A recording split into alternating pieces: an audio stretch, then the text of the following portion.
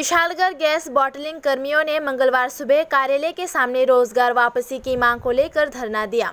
घटना के विवरण के अनुसार कर्मचारी अपनी नौकरी वापस पाने के लिए मंगलवार सुबह से ही विशालगढ़ गैस बॉटलिंग कार्यालय के सामने धरना प्रदर्शन कर रहे हैं। पता चला है कि विशालगढ़ गैस कार्यालय में 60 कर्मचारी 4 साल से अपने परिवार का भरण पोषण करने के लिए काम कर रहे हैं, लेकिन विशालगढ़ गैस कार्यालय को विशालगढ़ से दूसरी जगह अचानक स्थानांतरित कर दिया गया। लेकिन गैस कार्यालय के अधिकारियों ने विशालगढ़ के 60 कर्मचारियों को बिना कुछ कहे काम बंद करने का निर्देश दिया। इसलिए आज कर्मचारी लगातार दूसरे दिन कार्यालय के सामने बैठे हैं और अपनी नौकरी वापस पाने के लिए आंदोलन कर रहे हैं।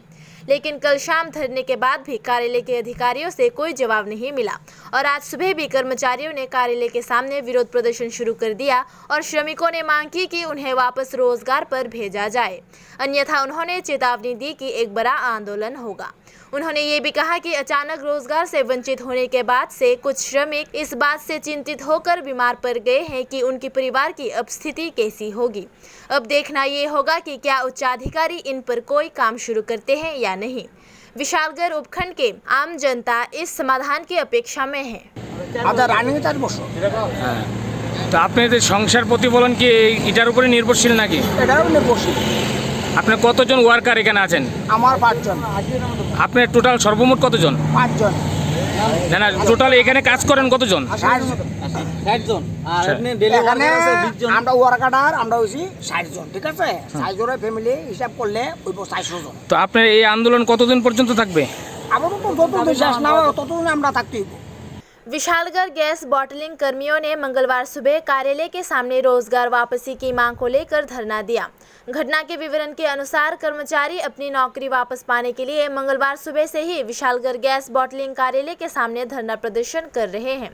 पता चला है कि विशालगढ़ गैस कार्यालय में 60 कर्मचारी 4 साल से अपने परिवार का भरण पोषण करने के लिए काम कर रहे हैं, लेकिन विशालगढ़ गैस कार्यालय को विशालगढ़ से दूसरी जगह अचानक स्थानांतरित कर दिया गया।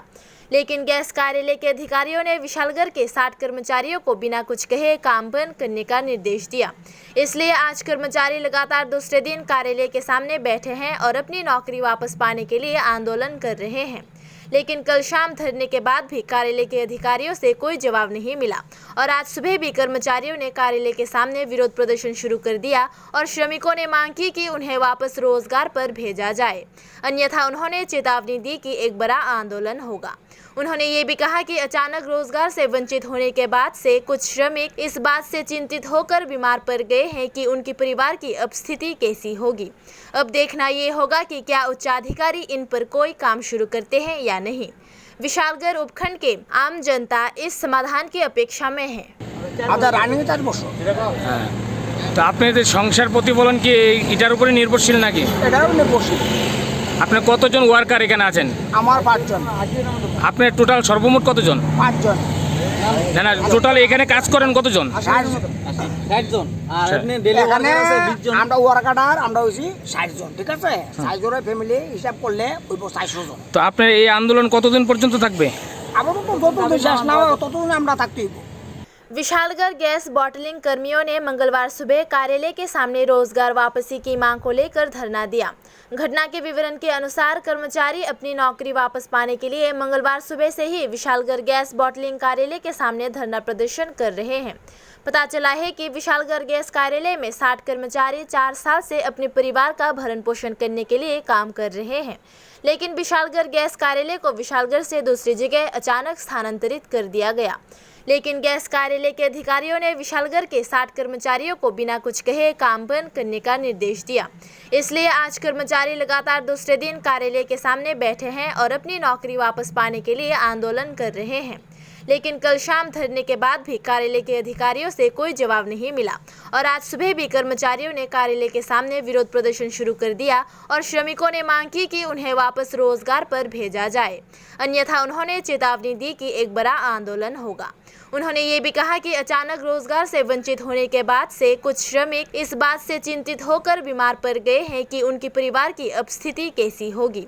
अब देखना ये होगा कि क्या उच्चाधिकारी इन पर कोई काम शुरू करते हैं या नहीं। विशालगढ़ उपखंड के आम जनता इस समाधान की अपेक्षा में है।